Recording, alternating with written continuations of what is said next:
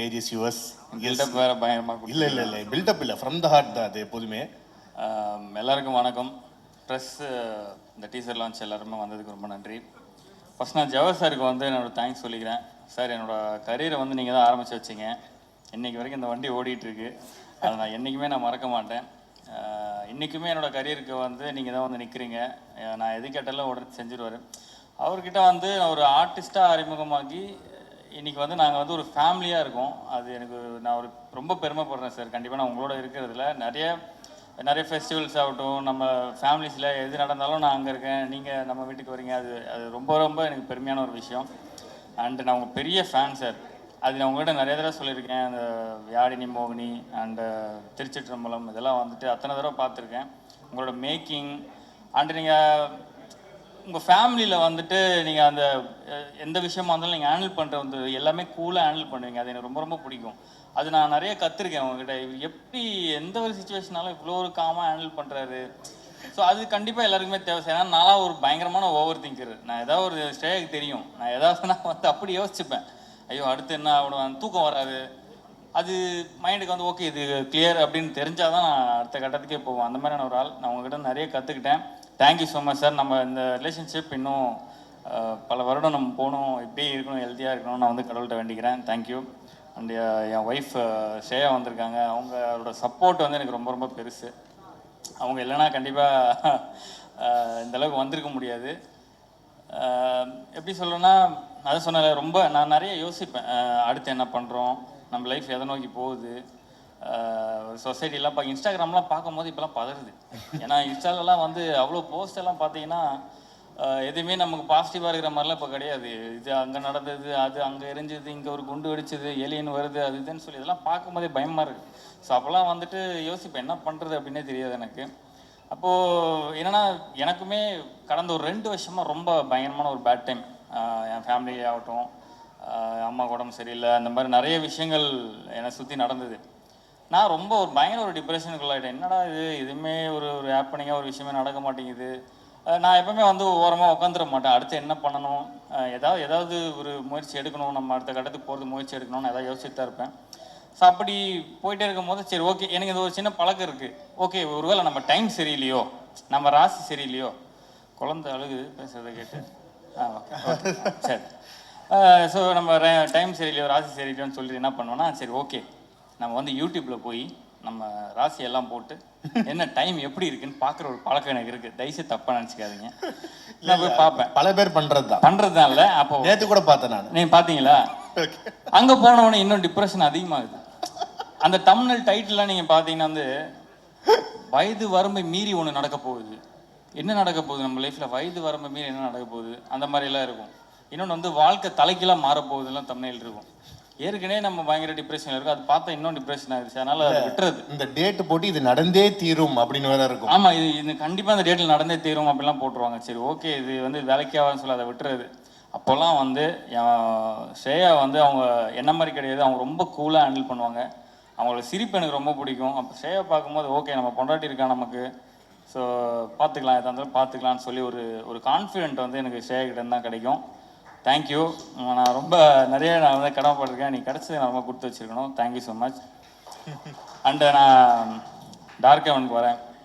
எனக்கு எல்லா ஆர்டிஸ்ட் மாதிரியுமே எனக்குமே ஒரு நல்ல படம் பண்ணணுன்ற ஒரு ஆசை எனக்குமே இருக்குது. ஒரு நல்ல டீமோட பண்ணணும், ஒரு நல்ல டேரக்டரோட பண்ணணும், நல்ல கதை பண்ணணுன்ட்டு. அப்போது அந்த மாதிரி யோசிச்சுட்டே இருக்கும் போது எனக்கு என்னோடய குட் டைம் அங்கே தான் ஸ்டார்ட் ஆச்சு நான் நினைக்கிறேன். பாலாஜி ப்ரோட்ட வந்து எனக்கு ஒரு மெசேஜ் வந்தது. இந்த மாதிரி நான் D3 டைரக்டர் பாலாஜி உங்களை மீட் பண்ணணும் அப்படின்னு. நான் வந்து D3 படம் பார்க்கலங்க, நான் தியேட்டரில் பார்க்கல. பட் ஆனால் அதோட ஒர்க் டிஜிட்டலாக நான் பார்த்துருக்கேன். இந்த போஸ்டர் அண்டு வந்து ட்ரைலர்ஸ் இதெல்லாம் நான் நிறைய பார்த்துருக்கேன். பார்க்கும்போது அதோட ஒர்க் வந்து நீட்டாக இருக்கும். நல்லா ஒரு மாதிரி கிளாரிட்டியாக குவாலிட்டியாக சூப்பராக பண்ணியிருப்பாங்க. பார்த்தோன்னே ஓகே நல்ல டேரக்டர் ஆச்சு அப்படின்னு சொல்லிட்டு டக்குன்னு நான் அவருக்கு கால் பண்ணி நானே உடனே கூப்பிட்டு பிரதர் எப்போ வரணும்னு சொல்லுங்கள், நான் வந்து மீட் பண்ணுறேன் அப்படின்னு சொல்லி நான் அவர் நேரில் போய் மீட் பண்ணேன். ஸ்டோரி சொன்னாங்க, சூப்பராக இருந்தது. ஒரு த்ரில்லர், ஒரு காப் ஸ்டோரின்னும் போது இப்போ என்ன மாதிரி வளர்ந்து வர இந்த ஏர்லி ஸ்டேஜில் ஒரு காப் ஸ்டோரி கிடைக்கிறது வந்து ரொம்ப ரேர்னு தான் நான் நினைக்கிறேன். ஏன்னா அவ்வளோ ஈஸியாக டக்குன்னு வந்து அமைஞ்சிடாது ஒரு ஆர்டிஸ்ட்டுக்கு. எனக்கு ரொம்ப நான் லக்கியாக ஃபீல் பண்ணேன். ஓகே ஒரு காப் ஸ்டோரி இது நம்ம சூப்பராக பண்ணலாம். ஏன்னா ஒரு ஆர்டிஸ்ட்டுக்கு நம்மளை டிஃப்ரெண்ட்டாக நம்ம காமிச்சிக்கலான்ற ஒரு நம்பிக்கை எனக்கு இருந்தது. இந்த இந்த கதை நமக்கு கரெக்டாக இருக்கும், ஒரு சேலஞ்சிங்கான ரோல், இது நம்ம கண்டிப்பாக எடுத்து பண்ணணும்னு அவர்கிட்ட நான் சொன்னேன். கண்டிப்பாக நான் பண்ணுறேன் ப்ரோ, 100% நம்ம பண்ணலாம் அப்படின்னு சொல்லி நான் சொன்னேன். ஸோ அப்படி கிடச்சது அந்த படம் சூப்பராக வந்திருக்கு. ஆனால் ஒரே ஒரு விஷயம் சொல்லிக்கிறேன், பாலாஜி ப்ரோ கண்டிப்பாக உங்களோட டேலண்ட்டுக்கு நீங்கள் வந்து கண்டிப்பாக ஒரு பெரிய இடத்துக்கு போவீங்க. இது வந்து நம்ம டீம் எல்லாருமே வந்தாங்க, அவங்கெல்லாம் பார்க்கும்போது அவ்வளோ எளிமையாக தெரிஞ்சது இல்லை. நம்ம நினைக்கும் போது நம்ம வந்து என்றைக்குமே நம்ம ஆளுங்களை பார்த்து நம்ம வந்து எடை போட்டுருவோம். இந்த சொசைட்டியில் வந்து ஈஸியாக நம்ம பார்த்துட்டு ஓகே இவங்க அப்படி தான் அவ்வளோதான் இருப்பாங்க அப்படின்னு நம்ம எடை போட்டுருவோம். அப்படி கிடையவே கிடையாது. தயவுசெய்து இந்த டீமை பார்த்து யாருமே தப்பு நினச்சோம். அவ்வளோ சூப்பரான ஒர்க்கரு, எல்லாமே சென்சிபிளான ஒர்க்கரு. ஒரு இடத்துல கூட இப்போ நான் நிறைய இது வரைக்கும் சீரியஸ் நான் பெருசாக நான் பண்ணலைங்க, நான் இப்போ தான் அப்படி அடுத்தடுத்து பண்ணிக்கிட்டு இருக்கேன்.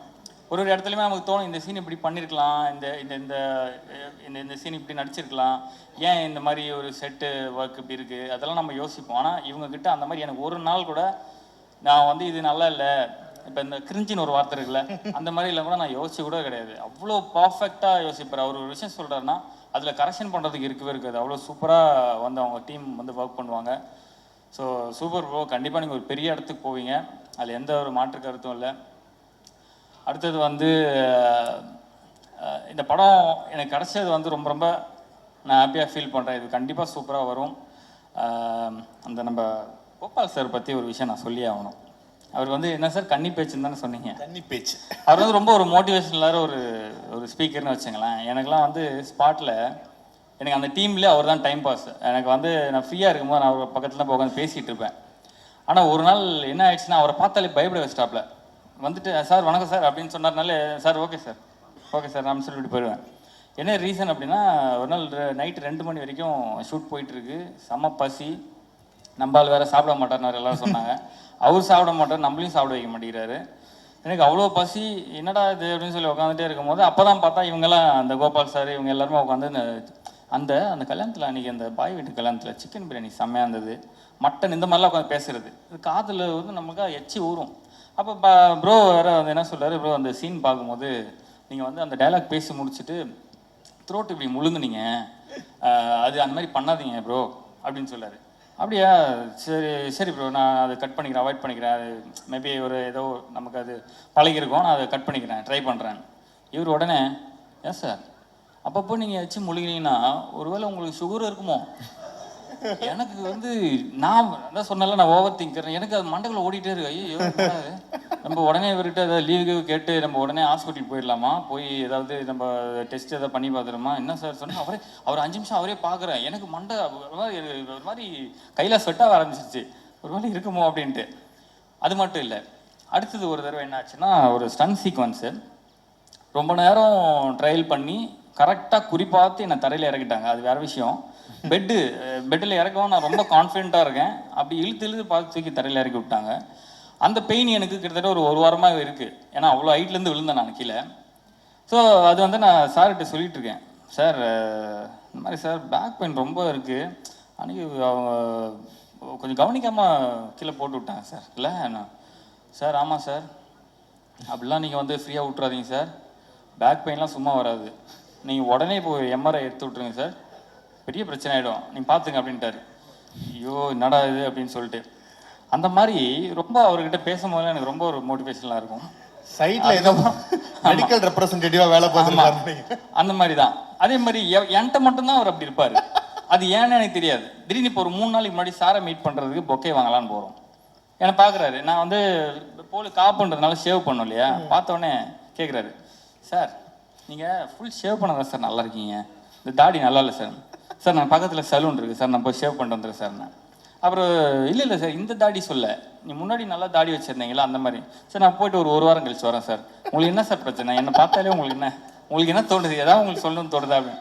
அப்போ தான் அப்படியே பார்த்துட்டு அந்த மாதிரி ஒரு ஃபன்னான ஒரு இது தான். ஸோ இந்த டீமில் நிறைய ஒரு ஹாப்பியான மூமெண்ட்ஸ் எல்லாம் சூப்பராக இருக்குது. அண்ட் வந்து நான் காஸ்டிங்கை பற்றி நான் சொல்கிறேன். இவரோட காஸ்டிங் வந்துட்டு நிறைய பேசுகிறேன் நான், ரொம்ப டைம் இருக்குதா?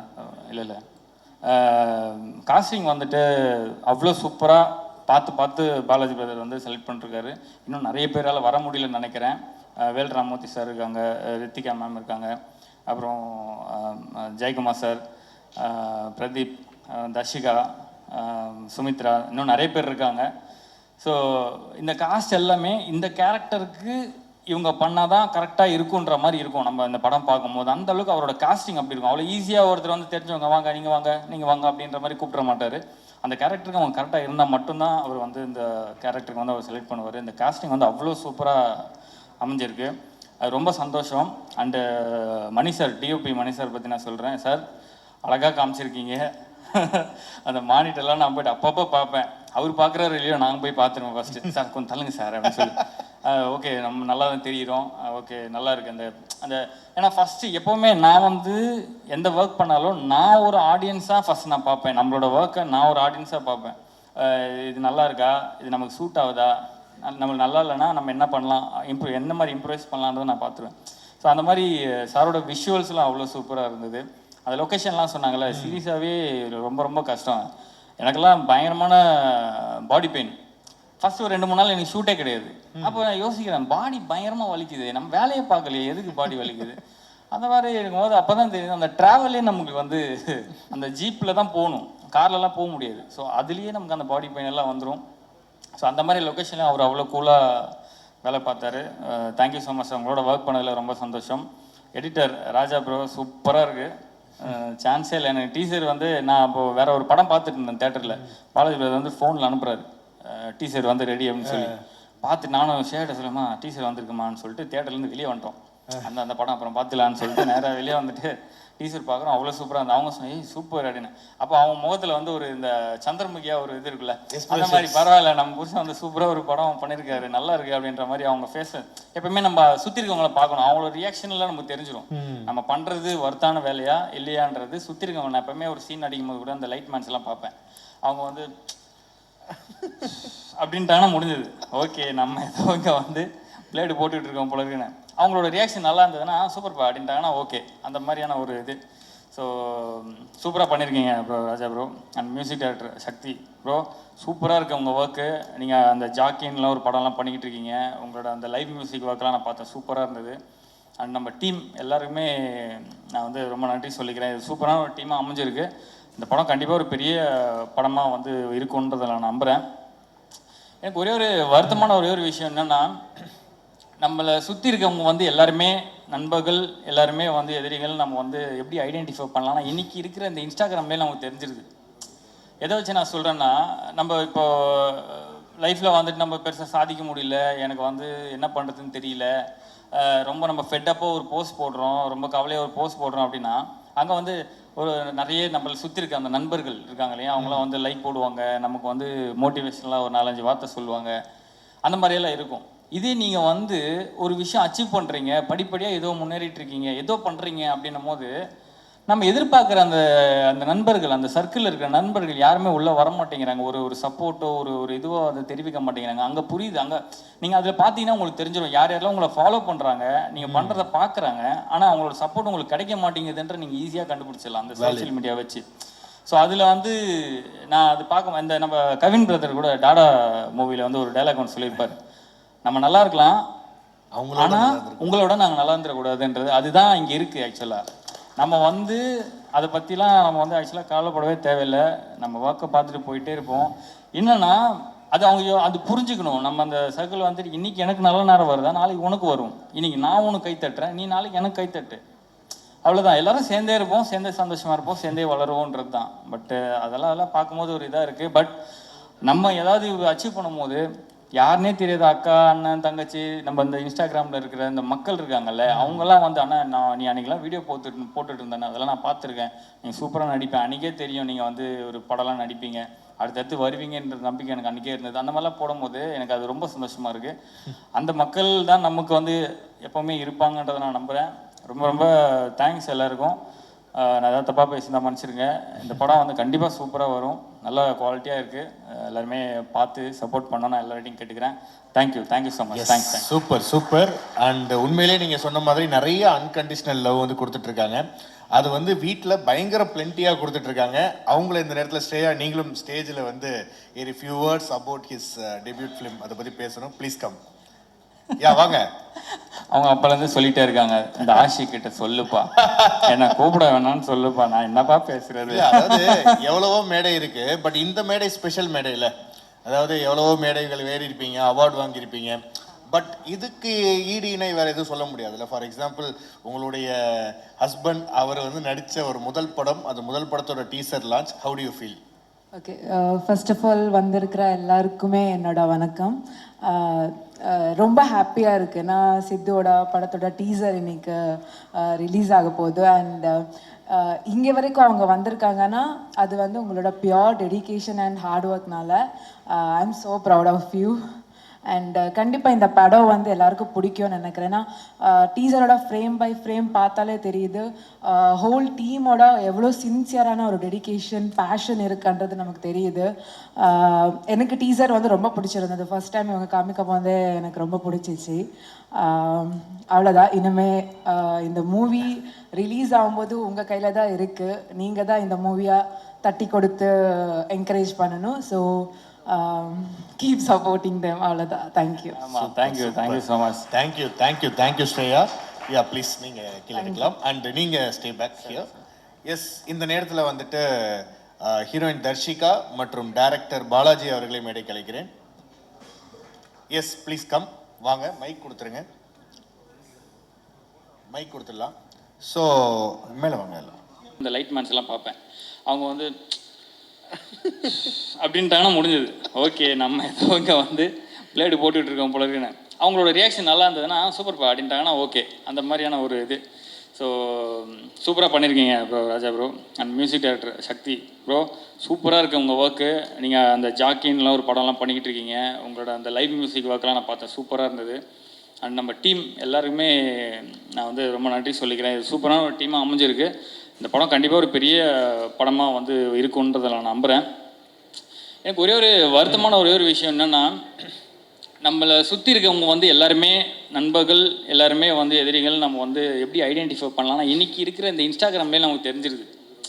எதை வச்சு நான் சொல்கிறேன்னா, நம்ம இப்போது லைஃப்பில் வந்துட்டு நம்ம பெருசாக சாதிக்க முடியல, எனக்கு வந்து என்ன பண்ணுறதுன்னு தெரியல, ரொம்ப நம்ம ஃபெட்டப்பாக ஒரு போஸ்ட் போடுறோம், ரொம்ப கவலையாக ஒரு போஸ்ட் போடுறோம் அப்படின்னா, அங்கே வந்து ஒரு நிறைய நம்மளை சுற்றி இருக்க அந்த நண்பர்கள் இருக்காங்க இல்லையா, அவங்களாம் வந்து லைக் போடுவாங்க, நமக்கு வந்து மோட்டிவேஷனலாக ஒரு 4-5 வார்த்தை சொல்லுவாங்க, அந்த மாதிரியெல்லாம் இருக்கும். இதே நீங்கள் வந்து ஒரு விஷயம் அச்சீவ் பண்ணுறீங்க, படிப்படியாக ஏதோ முன்னேறிட்டு இருக்கீங்க, ஏதோ பண்ணுறீங்க அப்படின்னும் போது நம்ம எதிர்பார்க்குற அந்த அந்த நண்பர்கள், அந்த சர்க்கிளில் இருக்கிற நண்பர்கள் யாருமே உள்ளே வர மாட்டேங்கிறாங்க. ஒரு சப்போர்ட்டோ ஒரு இதுவோ அதை தெரிவிக்க மாட்டேங்கிறாங்க. அங்கே புரியுது. அங்கே நீங்கள் அதில் பார்த்தீங்கன்னா உங்களுக்கு தெரிஞ்சிடும் யார் யாரெல்லாம் உங்களை ஃபாலோ பண்ணுறாங்க, நீங்கள் பண்ணுறதை பார்க்குறாங்க, ஆனால் அவங்களோட சப்போர்ட் உங்களுக்கு கிடைக்க மாட்டேங்குதுன்ற நீங்கள் ஈஸியாக கண்டுபிடிச்சிடலாம் அந்த சோஷியல் மீடியா வச்சு. ஸோ அதில் வந்து நான் அது பார்க்க இந்த நம்ம கவின் பிரதர் கூட டாடா மூவியில் வந்து ஒரு டைலாக் ஒன்று சொல்லியிருப்பார், நம்ம நல்லா இருக்கலாம் ஆனால் உங்களோட நாங்கள் நல்லா இருந்துடக்கூடாதுன்றது. அதுதான் இங்கே இருக்குது. ஆக்சுவலாக நம்ம வந்து அதை பற்றிலாம் நம்ம வந்து ஆக்சுவலாக கவலைப்படவே தேவையில்லை. நம்ம ஒர்க்கை பார்த்துட்டு போயிட்டே இருப்போம். என்னென்னா அது அவங்க அது புரிஞ்சுக்கணும். நம்ம அந்த சர்க்கிள் வந்துட்டு இன்றைக்கி எனக்கு நல்ல நேரம் வருதா, நாளைக்கு உனக்கு வரும். இன்றைக்கி நான் உனக்கு கைத்தட்டுறேன், நீ நாளைக்கு எனக்கு கைத்தட்டு.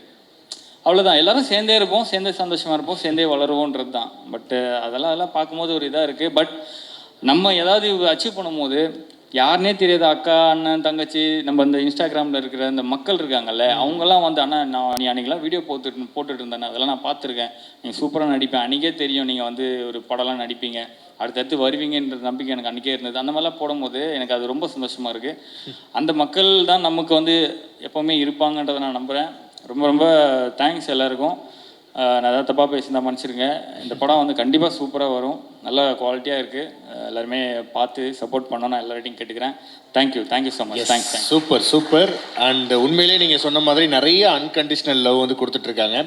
அது வந்து வீட்டில் பயங்கர பிளென்ட்டியாக கொடுத்துட்ருக்காங்க. அவங்கள இந்த நேரத்தில் ஸ்ரேயா நீங்களும் ஸ்டேஜில் வந்து ஒரு few words about his debut film அதை பற்றி பேசணும். Please come. யா வாங்க.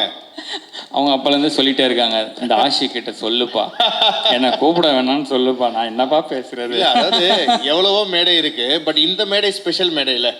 அதாவது எவ்வளவோ மேடைகள் ஏறி இருப்பீங்க, அவார்டு வாங்கியிருப்பீங்க, பட் இதுக்கு ஈடு இணை வேறு எதுவும் சொல்ல முடியாதுல்ல. ஃபார் எக்ஸாம்பிள் உங்களுடைய ஹஸ்பண்ட் அவர் வந்து நடித்த ஒரு முதல் படம், அந்த முதல் படத்தோட teaser launch, how do you feel? Okay, first of all வந்திருக்கிற எல்லாருக்குமே என்னோட வணக்கம்.